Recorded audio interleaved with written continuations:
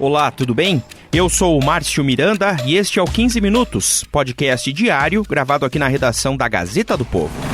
Ninguém será considerado culpado ao ter o trânsito em julgado de sentença criminal condenatória, o que a toda evidência subentende decisão final dos tribunais superiores. Essa regra impediria, por exemplo, a prisão não só desse doleiro Alberto Youssef, mas também de vários outros que atuaram na Operação Lava Jato, cujo prejuízo causado à Petrobras é de 88,8 bilhões. Ficou só para o dia 7 de novembro a decisão final do STF sobre a questão da prisão ou não após a segunda instância.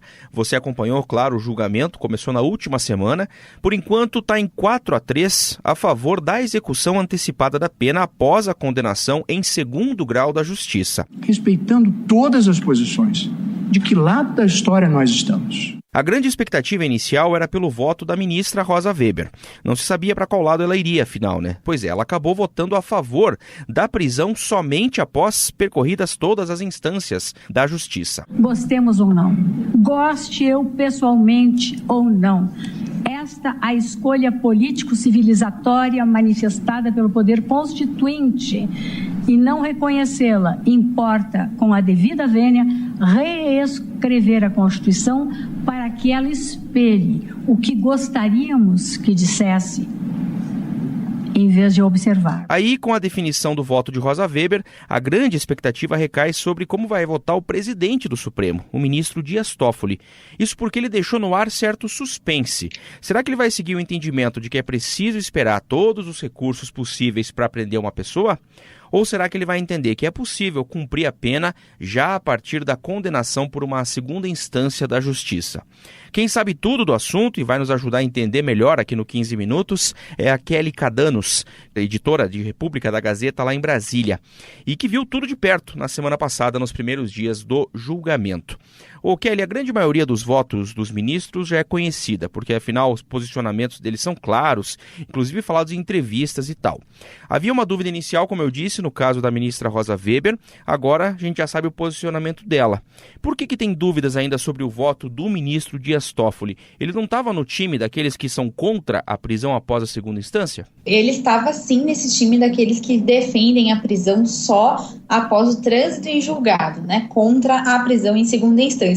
Agora, ele fez questão de deixar no ar ali uma dúvida a respeito do julgamento dele, né, terminando ali a sessão que estava discutindo esse assunto e que teve o voto da ministra Rosa Weber, do ministro Luiz Fux e do ministro Ricardo Lewandowski, o Toffoli, ao sair do plenário, conversou com os jornalistas sobre o julgamento, sobre a pauta, a data que deve ser reagendada, e ele fez questão de dizer ali que ele ainda está pensando no voto dele, né? A gente perguntou se ele estava pronto para desempatar o tema, né? E a partir do voto da Rosa Weber, que era grande dúvida, agora o resultado deve chegar empatado até as mãos dele, né, que é o último a votar. A gente perguntou para ele se ele estava pronto para desempatar a questão e ele respondeu exatamente isso, né, que ele ainda estava pensando no voto e que ele ainda estava aberto, inclusive, a ouvir todos os debates, né. E aí ele disse o seguinte: muitas vezes o voto nosso na presidência não é o mesmo voto, pelo menos eu penso assim, em razão da responsabilidade da cadeira. Não é um voto de bancada, é um voto que tem o cargo da representação do tribunal como um todo. Ou seja, ele deu a entender que o voto dele como presidente do Supremo Tribunal Federal, por levar em conta ali uma responsabilidade institucional que ele acha que tem como presidente do STF, pode não ser o mesmo voto da convicção pessoal dele firmada nos outros julgamentos, né?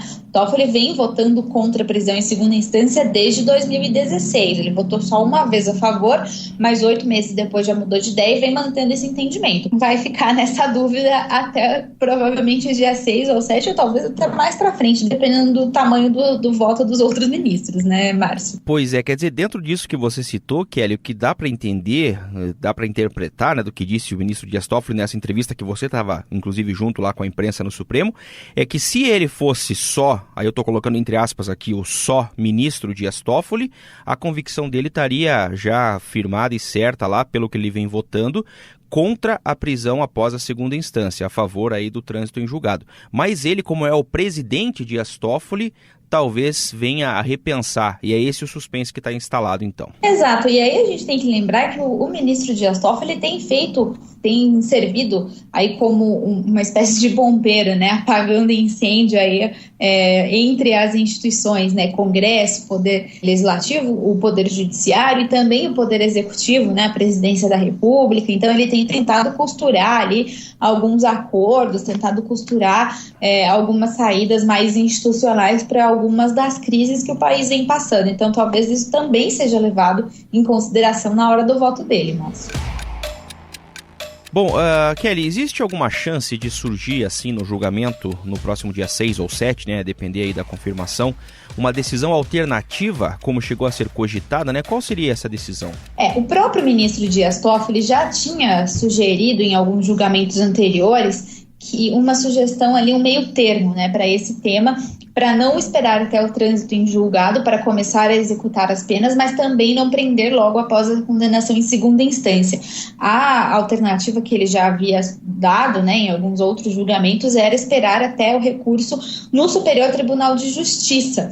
Por quê? Porque o STJ ele é o primeiro tribunal superior que julga esses casos, então, a partir de segunda instância já não se discute mais provas e materialidade, autoria dos crimes. O STJ é o primeiro tribunal que chancela o processo como um todo, né? Que vê se o processo seguiu todas as regras, se não houve nada prejudicial às defesas, né? Se o processo respeitou o devido processo legal, a ampla defesa, o contraditório. São questões técnicas, não de provas, né? Para ver se não há nulidades no processo. Então, ele já havia sugerido que se esperasse até o trânsito no STJ. O ministro Marco Aurélio, que é o relator das ADCs que estão sendo votadas, das ações declaratórias de constitucionalidade, disse que não aceita o meio termo. Ou é sim ou é não tem como ser mais ou menos, né? Segundo ele disse para a gente também. Ele votou contra a prisão em segunda instância e até agora, todos os ministros que têm votado a favor da prisão em segunda instância ou contra, ninguém falou em meio termo. A princípio, um meio termo surgiria muito provavelmente lá no voto do Dias Toffoli, né? Mas aí, se isso acontecer, os ministros vão ter que se debruçar de novo sobre isso, né, no mesmo julgamento, claro, mas vão ter que discutir tudo de novo se o trâmite no STJ atende ali os princípios constitucionais que eles estão analisando. Então, inclusive, atrasaria um pouco aí o julgamento, mas o ministro Marco Aurélio, relator, ele diz que não tem espaço para essa tese de meio termo, né, para essa tese alternativa, ou é trânsito em julgado ou é segunda instância. E ele defende a primeira opção. A determinação constitucional não surge desprovida de fundamento. Coloca-se o trânsito em julgado como um marco seguro para a severa limitação da liberdade ante a possibilidade de reversão ou atenuação da condenação nas instâncias superiores. Legal, Kelly, obrigado. Até a próxima. Até a próxima, Márcio. No auge da crise do PSL, o partido do presidente Jair Bolsonaro teve aquele episódio do vazamento do áudio de uma reunião de deputados do partido que eram contrários ao presidente da República na briga. Pois é, entre eles, um reclamou do tratamento que ele disse que estava recebendo do Jair Bolsonaro. Não só ele, mas os deputados como um todo. A gente foi tratado de encaixado desde o primeiro começo da eleição. Esse que você ouviu aí é o deputado Felipe Francischini, do PSL do Paraná. Ele que disse que os deputados estavam sendo tratados igual cachorro. Pois é, o Felipe Francischini é um parlamentar importante. Ele é o presidente da Comissão de Constituição e Justiça, a principal das comissões da Câmara. Responsável, por exemplo, por colocar em votação ou não projetos de interesse do governo federal, do governo Bolsonaro. Será que as marcas, as broncas aí dessa briga do Francischini com a ala do presidente, né, podem afetar esse andamento de projetos? O repórter Olavo Soares, da Gazeta do Povo lá em Brasília, conversou com o Felipe Francischini, vai nos contar agora essa conversa aqui no 15 Minutos. E aí, Olavo, essa briga no PSL com o deputado Francischini estando no lado contrário, né, aos chamados bolsonaristas, pode afetar a agenda do governo na CCJ? O que ele disse para você? O discurso dele é de que não vai afetar, né? É importante, né, como você colocou, a CCJ, a comissão que ele preside, é a mais importante da Câmara dos Deputados, é a comissão que define se um projeto de lei ele está de acordo com a Constituição, ou seja, nada pode passar se não tivesse aval da comissão, né? Enfim, o Francisquini diz que não. Ele diz que a atuação dele sempre foi uma atuação muito republicana, que sempre teve muito trânsito, não só com o governo, mas também com membros da oposição. Então ele assegura que o racha no PSL não vai afetar. O Francisquini, né, como você colocou, ele está do lado do pessoal que se opôs ao Bolsonaro, né, que esteve ao lado do presidente do partido, Luciano Bivar, contra a indicação do Eduardo Bolsonaro como líder do PSL, mas apesar desse áudio em que o Francisquini chamou o Bolsonaro, ou melhor dizendo, o Francisquini falou que o tratamento que ele estava recebendo era igual ao de um cachorro, o Francisquini não tem se colocado na linha de frente desse embate. Esse áudio, a gente se recorda que foi um áudio que vazou, uma reunião que foi gravada pelo Daniel Silveira, um deputado que é adversário desse grupo e que se infiltrou na reunião, ele fingiu que era aliado, mas é um adversário, enfim. Mas eu estou colocando isso porque manifestações públicas do Francisquini contra o Bolsonaro a gente não viu. As que ocorreram foram muito discretas. O Francisquini não foi para a linha de frente como foi a Joyce Hasselmann, como foi o delegado Valdir. Então, assim, o discurso dele é de pacificação e a atitude dele também tem sido um pouco nesse sentido. Pois é, e nessa importância aí da CCJ que a gente está comentando, né, para o governo, claro, quais serão as pautas futuras aí nas quais o governo, entre aspas, aqui vai precisar da boa vontade do Francisquini e da CCJ, hein, Olavo? Antes das futuras, eu até coloco uma passada para a gente ilustrar a importância da comissão, que foi a reforma da Previdência, né? Sim. A reforma da Previdência nasceu, a primeira etapa legislativa dela foi a análise dela pela CCJ, pela comissão, em que foi muito dura, muito árdua, a oposição já fazendo muito embate, enfim. Então a gente viu que começou ali, né? Para o futuro, o que deve acontecer? O Francisquini, ele quer solucionar já uma certa brevidade a famosa regra de ouro, que é a determinação de que o governo não pode emitir dívidas para pagar despesas correntes, né? Então é uma regra que ela cria normas para orçamento, enfim, disciplina as contas públicas. O Francisquini, ele quer pautar isso na comissão para solucionar o quanto antes, e ele também quer que a comissão ela dê andamento à proposta de emenda à Constituição que coloque na lei maior brasileira a prisão dos condenados em segunda instância. E a gente está acompanhando recentemente esse julgamento do Supremo sobre a prisão em segunda instância, né, a prisão dos condenados em segunda instância, que a grande discussão está se isso pode ocorrer ou não, porque a Constituição não é tão clara assim se pode ocorrer, e essa proposta de emenda à Constituição, que é de autoria de um deputado de São Paulo, o Alex Bonente, quer acabar com qualquer dúvida, colocar na lei maior, no texto da Constituição, que sim, a pessoa pode ser presa ou até deve ser presa quando condenada em segunda instância. O Francisquini, ele está colocando isso como uma prioridade da comissão, ele vai fazer audiências públicas na comissão nos próximos dias, e cabe destacar que, além de ser um tema que está na ordem do dia por conta do julgamento do Supremo Tribunal Federal, a prisão em segunda instância também faz parte daquele pacote, famoso pacote anticrime proposto pelo ministro Moro, ou seja, é também uma agenda do governo.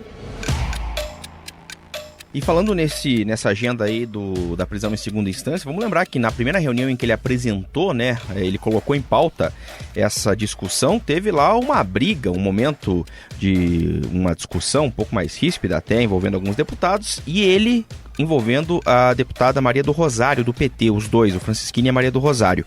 O que ele falou sobre esse episódio aí pra você, hein, Olavo? Pois é, foi um episódio bem ruidoso, né? Vamos só recordar o que aconteceu. No meio da discussão, o que acontece?